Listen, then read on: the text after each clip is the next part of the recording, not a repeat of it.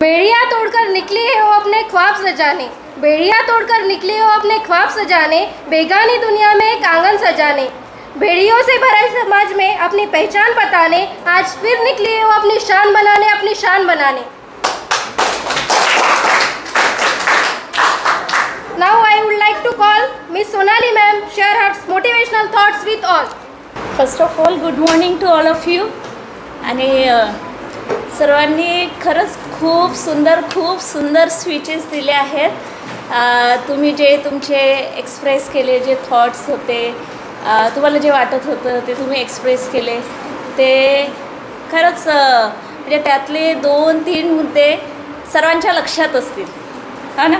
आता आजचा वांदेले सरांनी जो प्रोग्राम ऑर्गनाइज केला आहे, मला खरंच खूप छान वाटलं की स्पेशली वुमन्ससाठी हा वर्षातून एक दिवस का ना हो, पण एक दिवस हा प्रोग्राम अरेंज होतो आहे।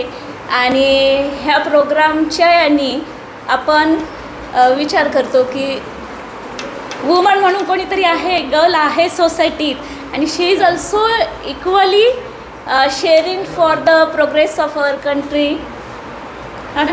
तर जर कदाचित हा एक दिवस जर केला नसता सेलिब्रेट, तर रोजचं आपलं सुरू आहे तसं सुरू आहे, हा ना। त्या एका दिवसाच्या यांनी तरी ॲटलिस्ट आपल्याला लक्षात येतं की खूप मोठं योगदान आहे स्त्रियांचं। आणि ज्यावेळेस मी हे म्हणजे अगदी काही तर म्हणजे तुम्ही 1-2 वुमन आहेत, 2-4 वुमन असतील, बाकी सगळे गर्ल्स आहेत, आणि इतक्या कमी वयात इतके मोठे मोठे विचार मांडले। काही समजले असेल, काही समजले नसेलही त्यांना, पण ज्याही गोष्टी चला कमीत कमी या वयापासून तुम्ही विचार करता आहात। इथून 100 वर्षाआधी 75 इयर्स ॲगो, 100 तरी कशाला म्हणता, 75 वर्षापूर्वी, 50 वर्षापूर्वी जा, त्यावेळेस 70 वर्षापूर्वी या टाईमला आपण काय करत असतो। 70 इयर्स फ्लॅशबॅकमध्ये जा, जर आपण असतो त्यावेळेसच्या वुमन गर्ल या टाईमला काय करत असतो घराच्या आतमध्ये प्रत्येकजण चूल मूल नाही तर घराच्या आतमध्ये काही ना काही घराच्या आतच एक चाकोरीबद्ध आयुष्य जगत असतो। ज्योतिराव फुले त्यांच्या सपोर्टमुळे सावित्रीबाई फुले यांनी त्यावेळेस म्हणजे सिच्युएशन्स कशा आपण आजसुद्धा काही मुली, आता माझे कोचिंग क्लासेस आहे, काही मुली भेटतात, काही मुली म्हणतात आमची परिस्थिती अशी आहे मॅडम, मी जास्त एज्युकेशन नाही घेऊ शकत, असं होते तसं होते, हे प्रॉब्लेम्स आहे। काही अपडाऊन करणारे स्टुडंट्स आहे, गावावरून येतात, मॅडम असे प्रॉब्लेम्स आहे, तसे प्रॉब्लेम्स आहे, आपण आम्ही प्रॉब्लेम असं म्हणत राहतो, हो ना। मग माझं म्हणणं आहे, ज्यावेळेस सावित्रीबाई फुले यांनी ठरवलं होतं, ज्योतिराव फुलेंच्या मदतीने त्यांनी सांगितलं, त्यांनी सपोर्ट दिला, सावित्रीबाई फुले यांची स्वतःची तेवढी मनाची जिद्द, तेव्हा त्यांनी म्हणजे चला हजबंडनी सपोर्ट केला, पण त्यांची स्वतःची पण तेवढी हिंमत होती।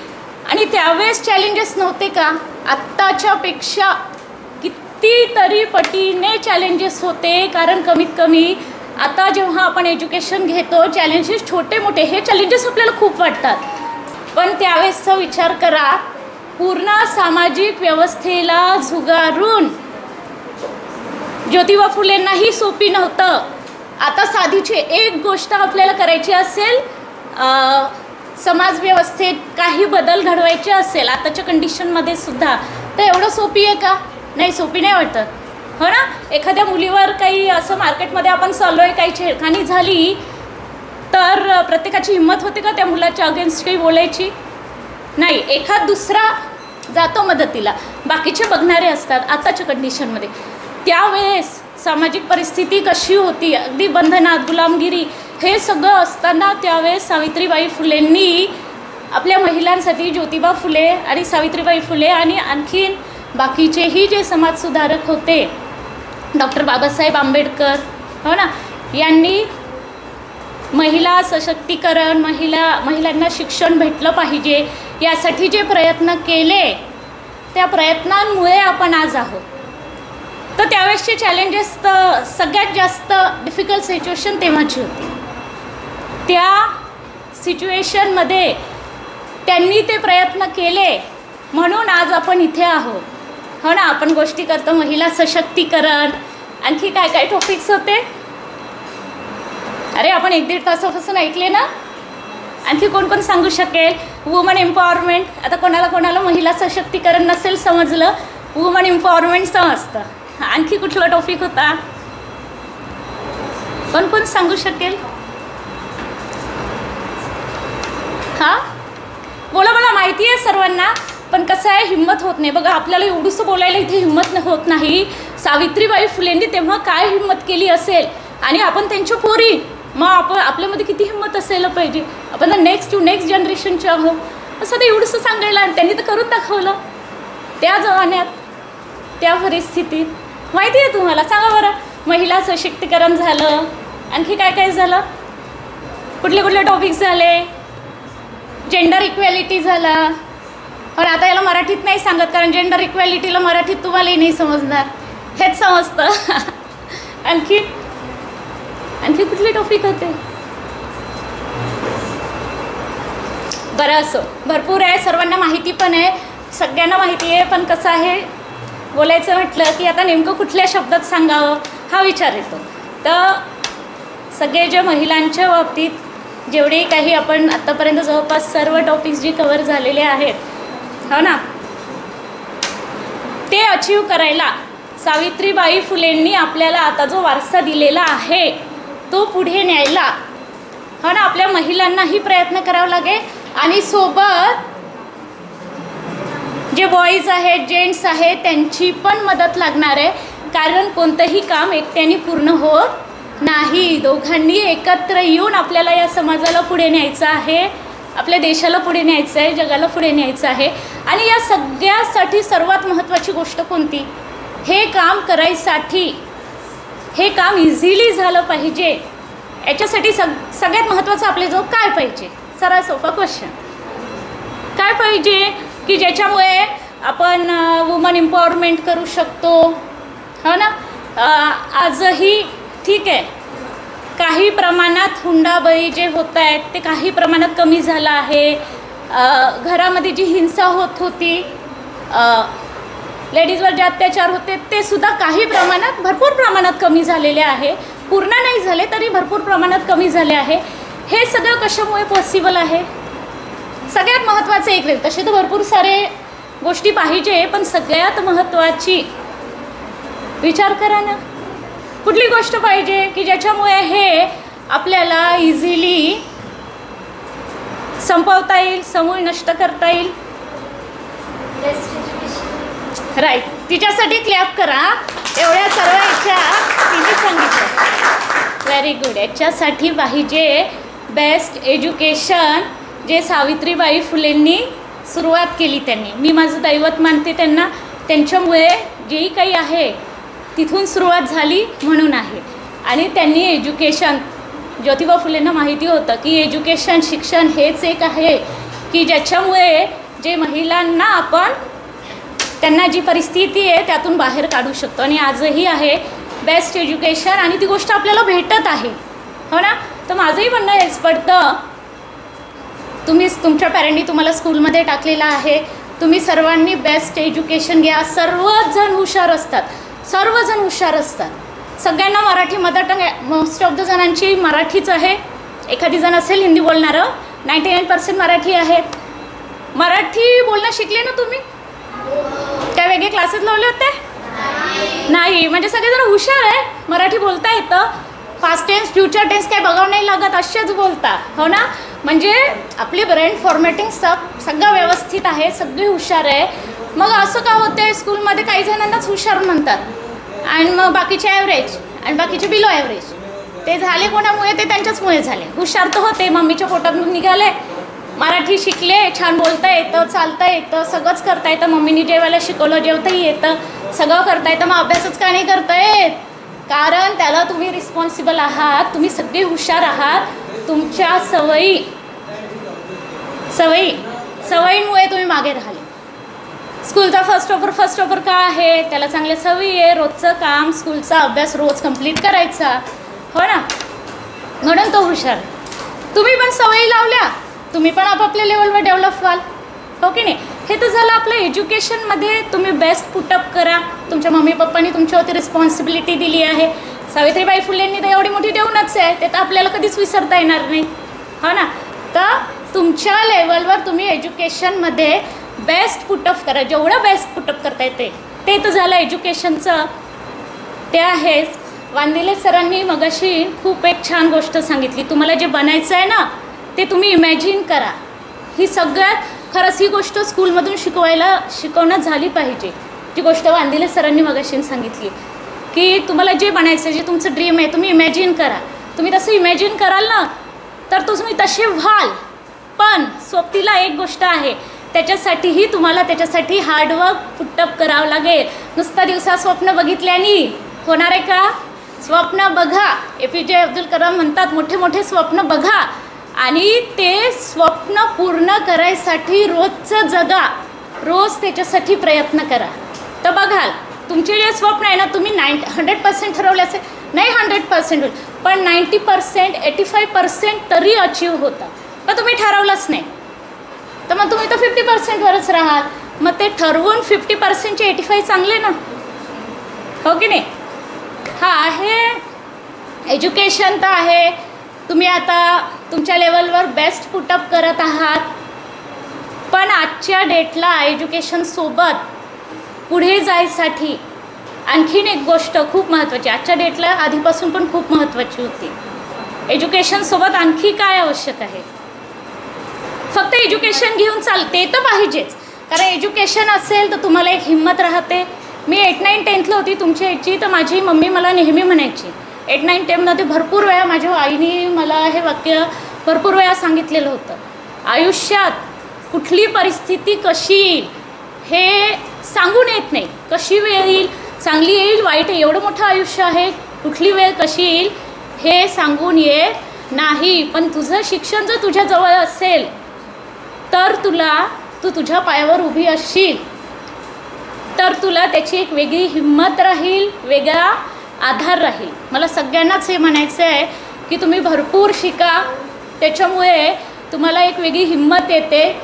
कशीही कितीही वाईट परिस्थिती आली, कितीही बिकट परिस्थिती आली तरीसुद्धा शिक्षण आणि तुम्ही स्वतःच्या पायावर उभं असणं हे नेहमीच तुम्हाला सपोर्ट करेल, आधार देईल. त्या वाईट परिस्थितीतही तुम्हाला एक ज्योतीचा मार्ग दिसेल की नाही माझ्याजवळ हे आहे, त्याच्यामुळे तुम्ही कधीच हिंमत नाही हारणार. एवढी मोठी गोष्ट आज आपल्याला भेटत आहे, तर ती आपण एज्युकेशनची परफेक्टली सर्वांनी त्याचा उपयोग स्वतःसाठी करायला पाहिजे.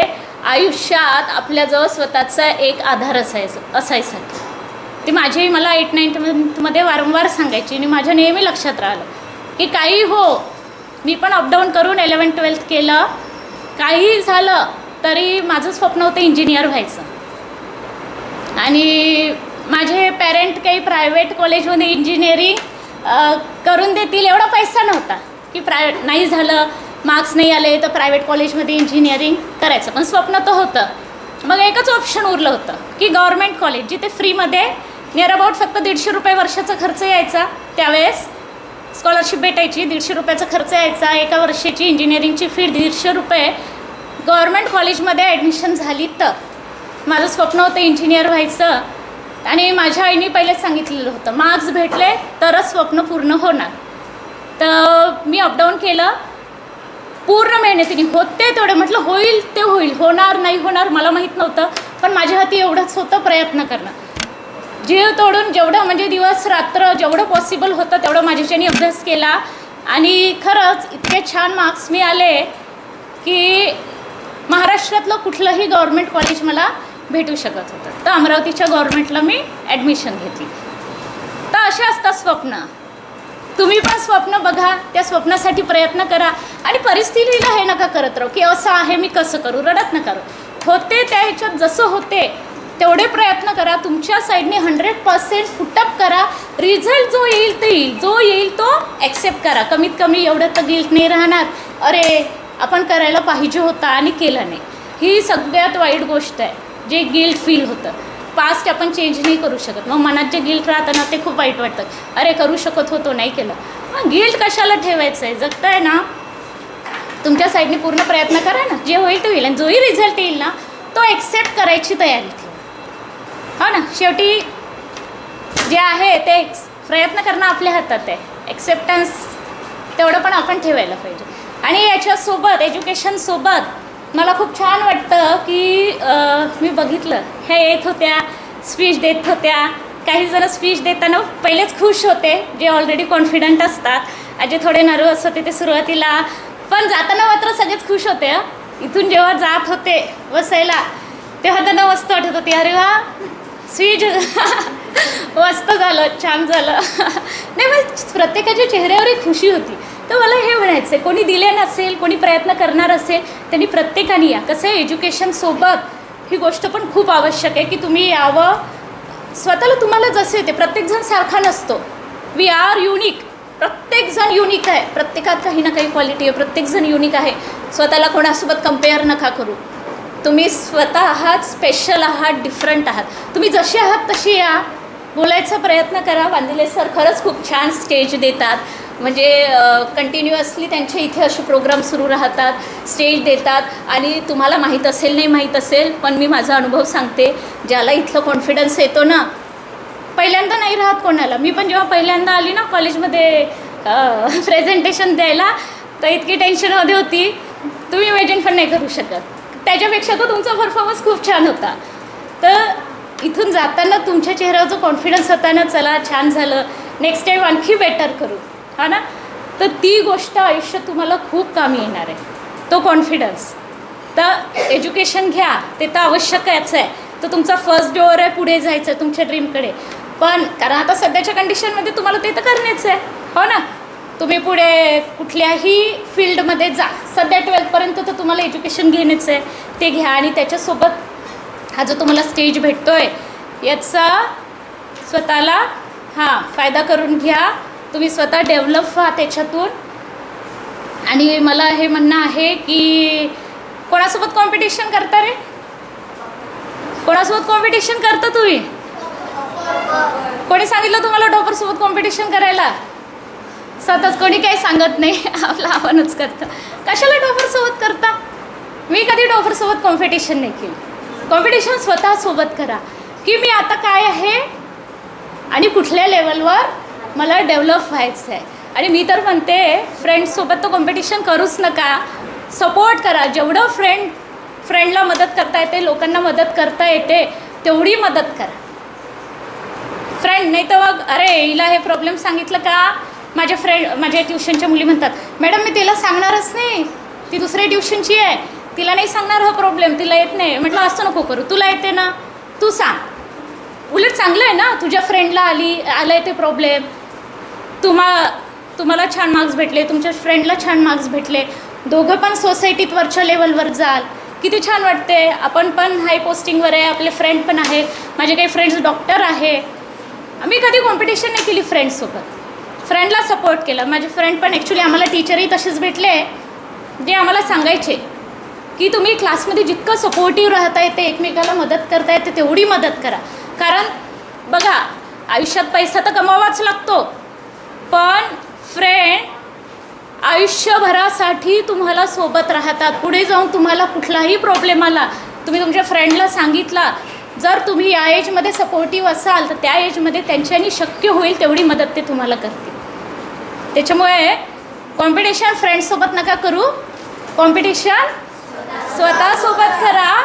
की आता मी हे आहे या लेवलवर, एज्युकेशनच्या बाबतीत पण म्हणताय, पर्सनॅलिटी डेव्हलप करायच्या पण बाबतीत, ओव्हरऑल पूर्ण याच्या बाबतीत तुम्ही स्वतःला अपग्रेड करा. आणि याच्यासोबत आणखी कोणती महत्त्वाची गोष्ट आहे, झालं आता जास्त वेळ नाही घेत तुमचा. काही जण आता 2 तासापासून बसून कंटाळा पण येतो ना, ह्युमन टेंडन्सी आहे.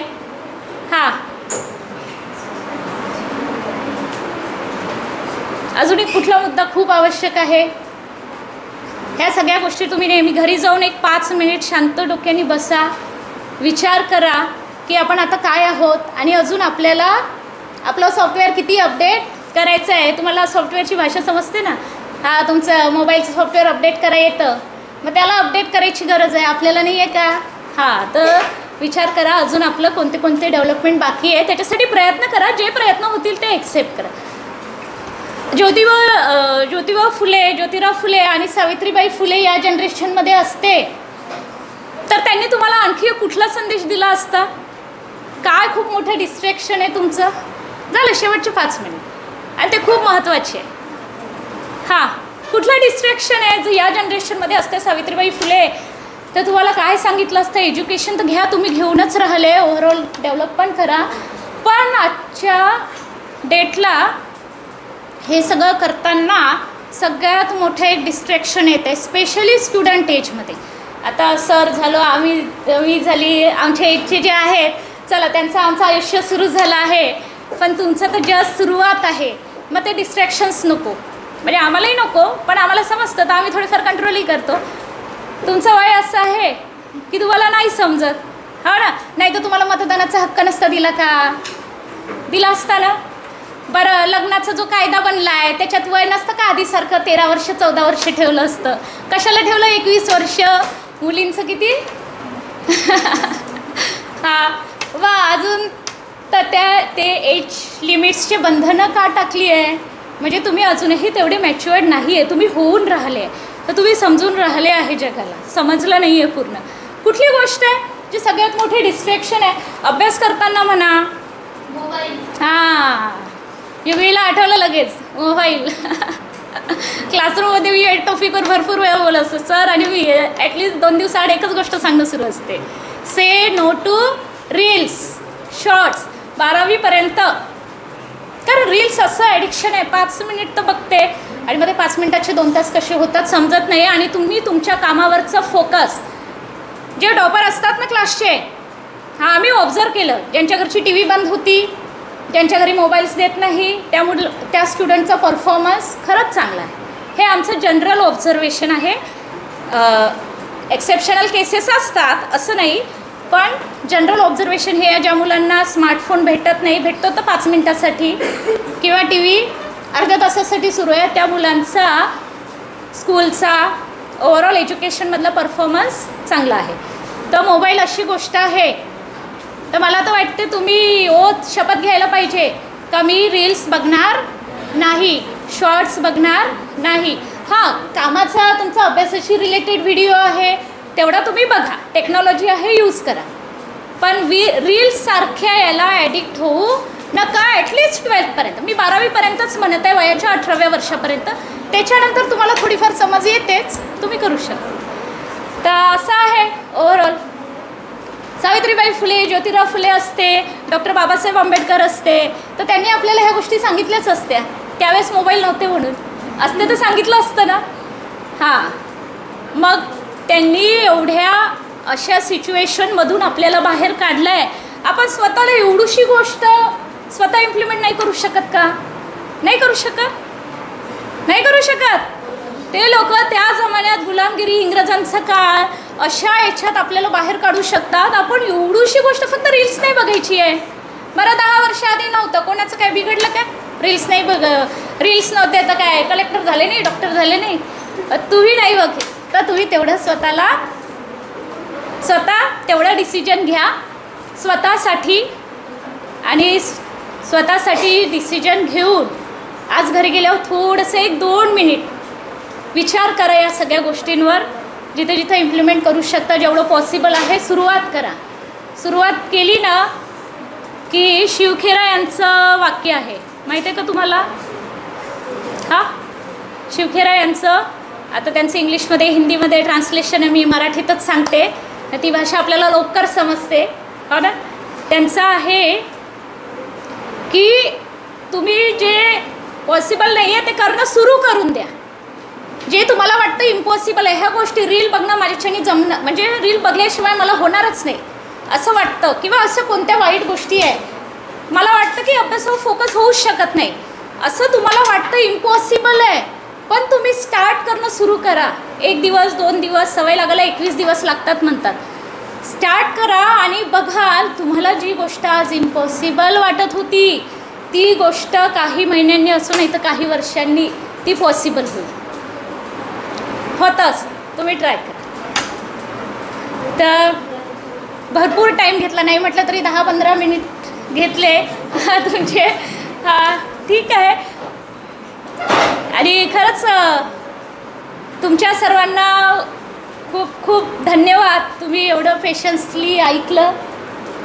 आणि वांदिले सरांचे तर मी खरंच खूप आभार मानते की त्यांनी मला यायोग्य समजलं की हा जो प्रोग्राम ऑर्गनाईज केला आहे त्यासाठी चीफ गेस्ट म्हणून इथे बोलावलं. मी खरंच त्यांची खूप आभारी आहे सर.